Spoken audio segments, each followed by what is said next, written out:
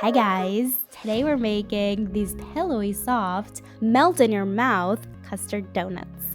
They're delicious and comforting and better than any store-bought donuts you'll ever have. I'm also going to show you how to properly fill these donuts so that they really ooze with custard with every bite. If you have yet to make fresh homemade donuts, you will be in for such a treat. Out of all the filled donuts, I think custard donuts are probably one of the most amazing. They're so nostalgic and so comforting. I'm using my stand mixer today. If you don't have one, I do have a video showing you how you can make donuts by hand.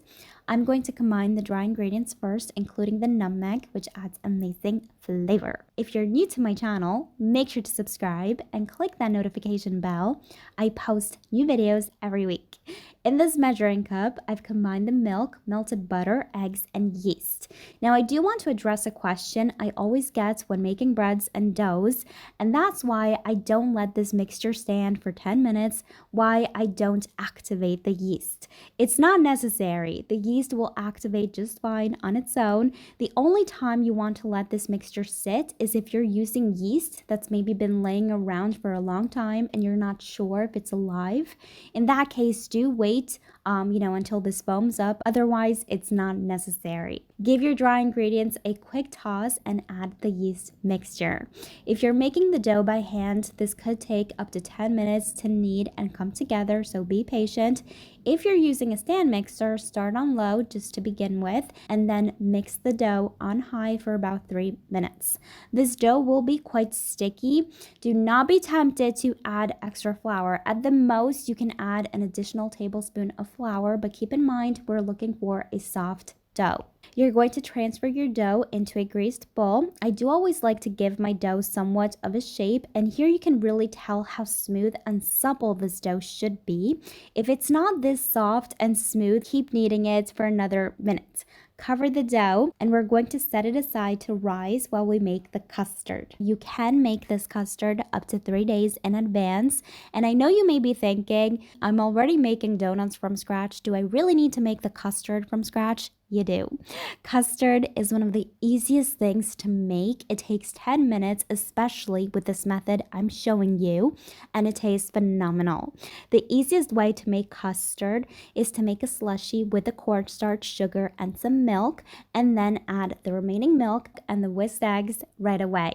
This allows the eggs to come up to temperature slowly with the milk, so you're tempering the eggs while you're heating the milk. Your flame should be on medium-low. You never want to walk away when you're making custard. Keep stirring it, especially around the sides of the pan, because that's where the custard starts to thicken.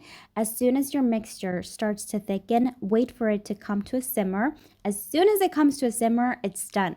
Turn off the stove, give it one last stir, and add the vanilla. Now this cream needs to cool, so you're going to transfer it into a heat-proof safe bowl. Cover it with some plastic wrap, pressing it directly onto the cream so skin doesn't form, and you're going to pop this cream into the fridge until ready to use. Okay, so fast forward 2 hours later, your dough should have doubled in size. You're going to flour your work area.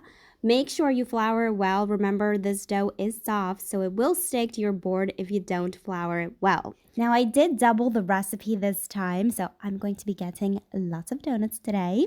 You do want to roll out this dough pretty thinly, I'd say to about 1/2 inch thickness, and I'm using just the basic cookie cutter to cut out my donuts, but even a glass is perfectly fine to use. Now these may seem quite small. You'll see in a moment just how small these will look. However, please keep in mind that these will puff up quite a lot. If you make these really big, you'll have one gigantic donut floating in your frying oil, which sounds amazing, but you'll have a hard time cooking it.